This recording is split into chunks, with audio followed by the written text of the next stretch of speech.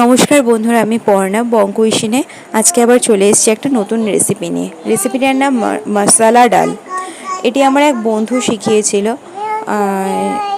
যাই হোক, আমি একটা বাটির মধ্যে একটুখানি নুন দিয়ে জল দিয়ে বসিয়ে দিয়েছি ডালটা সেদ্ধ হওয়ার জন্য। তার মধ্যে আমি দিয়ে দিয়েছি পরিমাণ মতন ডাল। আপনারা ঠিক যেরকম ডাল যতটুকু লাগবে ততটুকু নেবেন। আর দিয়ে দিয়েছি এখানে হাফ কাঁচা টমেটো আর দুটো কাঁচা লঙ্কা, আর দিয়ে দিয়েছি সর্ষের তেল। দিয়ে এটাকে আমি সেদ্ধ হতে ছেড়ে দেবো। ডালটা সেদ্ধ হয়ে গেছে, এটাকে আমি সাইডে রেখে এবার বসিয়ে দিয়েছি একটা কড়াইতে দিয়ে দিয়েছি একটুখানি সর্ষের তেল। সর্ষের তেলে ফোড়ন হিসেবে আমি দেবো একটুখানি কালো জিরে, আর দিয়েছি শুকনো লঙ্কা। ফোড়নটা খুব সুন্দর ভাজা গন্ধ বেরিয়ে এলে এর মধ্যে দিয়ে দেব 4-5 কোয়া মতন রসুন কুচি। এটা কিন্তু আমিষ ডাল, তাই এটাতে রসুন পেঁয়াজের ব্যবহার হবে, এটা কিন্তু নিরামিষভাবে হবে না। এর মধ্যে রসুন কুচিগুলোকে দিয়ে লালচেভাবে ভেজে নিলাম। ভেজে নিয়ে যখন এটা লালচে রং হয়ে যাবে আর একটুখানি হালকা গন্ধ বেরোবে রসুন ভাজার, তখন আমি এর মধ্যে দিয়ে দেবো কুচি করে রাখা পেঁয়াজ।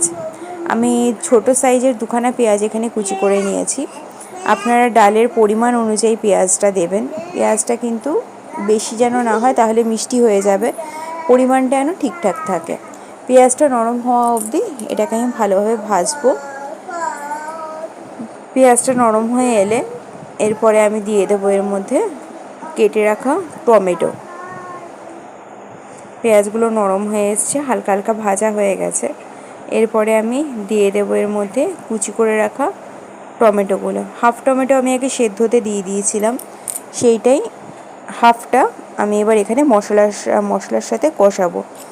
টমেটো কুচি দিয়ে দিয়েছি, এর মধ্যে সামান্য মতন একটু নুন দেবো। আমি কিন্তু ডাল সেদ্ধর সময় নুন দিয়েছিলাম, তাই এখানে নুনটা কিন্তু খুব বুঝে সামান্য মতন দেবো, যাতে টমেটোটা তাড়াতাড়ি নরম হয়ে যায়। আর দিয়ে দেবো একটু হলুদ গুঁড়ো, আর দিয়ে দেবো খুব সামান্য একটুখানি জিরের গুঁড়ো আর ধনে গুঁড়ো, খুব সামান্য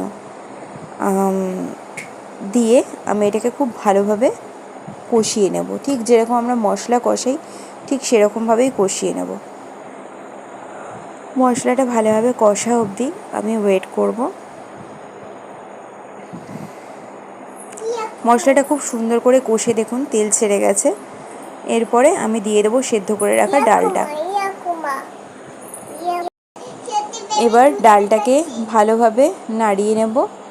নাড়িয়ে দিয়ে আমি এটাকে ফোটার জন্য ছেড়ে দেব। ডালটা কিন্তু ফুটে গেলেই আমাদের কিন্তু রেসিপিটা কিন্তু রেডি। এই ডালটা খেতে খুব ভালো লাগে। আপনারা আমিষ দিনে যে কোনো সময় এই ডালটা করতেই পারেন, কারণ ডাল তো আমরা খাই, একঘেয়ে লাগে। আর আপনারা কে কোথা থেকে দেখছেন একটু জানাবেন। যারা এখনও চ্যানেলটা সাবস্ক্রাইব করেননি তারা একটু প্লিজ সাবস্ক্রাইব করে দেবেন। নতুন যারা তারা একটু সাবস্ক্রাইব করে দিও, আর যারা পুরনো আছো তারা একটুখানি লাইক কমেন্টে শেয়ার করো। আর কেমন লাগছে রান্নাগুলো একটুখানি জানিও। আমি মাঝখানে অনেক দিন আসতে পারিনি, কারণ আমার শরীরটা খুব একটা ভালো না, তাই আমি ডেলি দিতেও পারছি না ভিডিওগুলো। যাই হোক, ডালটা ফুটে গেলে ডালটা আমরা নামিয়ে নেব। ডালটা ফুটে গেছে, ডালটা থেকে কিন্তু আমাদের পুরো রেডি। তোমরা যেরকম ঝাল খাও চাইলে এটাতে একটু লঙ্কার গুঁড়ো ইউজ করতে পারো, তবে আমার মতে লাগে না খুব একটা, কারণ শুকনো লঙ্কার কাঁচা লঙ্কা দেওয়া আছে। আর আমি এটাতে কিন্তু একটুখানি ধনেপাতা ইউজ করেছিলাম।